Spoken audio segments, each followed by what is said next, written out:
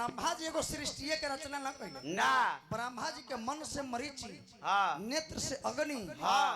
अंगूठा से दक्ष ता 8 गो वसु को भी वहां के निर्माण कइले है नहीं जौना प्रभास वसु हाँ बतावल गई कि धर्म के 8वां संतान हाँ। सबसे लास्ट प्रभास वसु हाँ उनका वसु भी कह सकते हाँ प्रभास वसु जी के जौना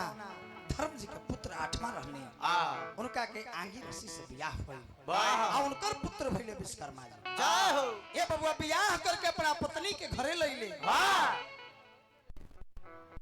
धर्म पत्नी के साथ में समय व्यतीत करे लगले एक दिन धर्म पत्नी को हर तरीका हाथ जोड़े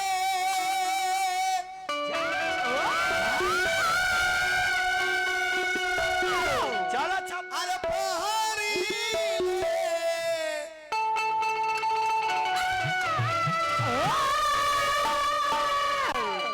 अरे चराना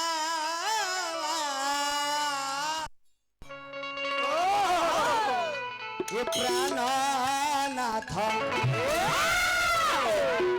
अरे मानी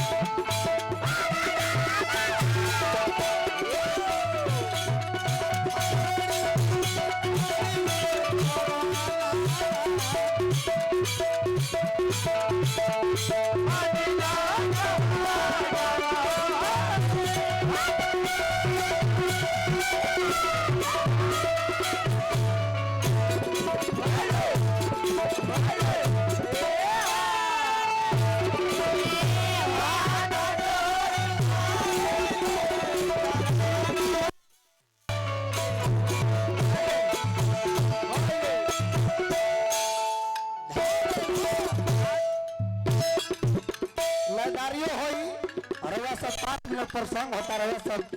हमारा सबके बुझाता नहीं कि लदारी नयका नयका गाना सुने खातिर और सब उतरला बने कोई लदारी हो अरे 5 मिनट प्रसंग सुन ली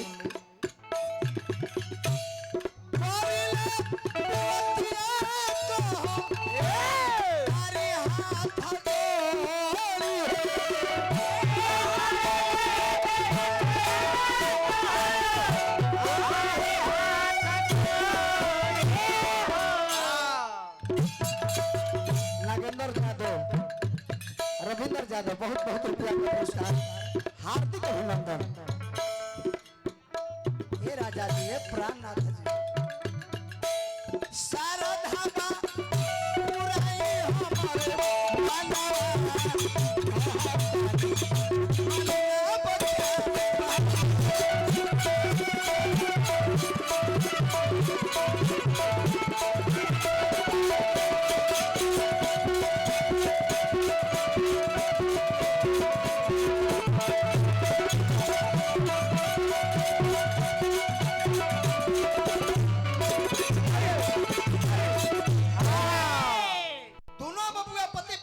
समय व्यतीत गुजारत रहे विचार करता रहे कहता रहे कि हमरा मन में श्रद्धा बा कि एगो बबुआ होई ए कुल खानदान के अरवा जौना वंशज बानी ये कोनो कुल साधारण ना है ब्रह्मा जी के कुल से विश्वकर्मा जी हैं ब्रह्मा जी के वंशज हैं विश्वकर्मा जी जौना द्वारिका लंकापुरी स्वर्ग ब्रह्मा जी भी सृष्टि रचना करने के लिए विश्वकर्मा जी को इस धरती पर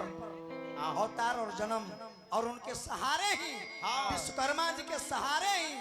ब्रह्मा जी भी सृष्टि की रचना करिले बाबा जौना सृष्टि रचना करवा प्रसंग ही नहीं ब्रह्मा जी भी इस सृष्टि को रचना के लिए विश्वकर्मा जी को इस धरती पर लाने पड़ा विश्वकर्मा जी सुई से लेके पत्नी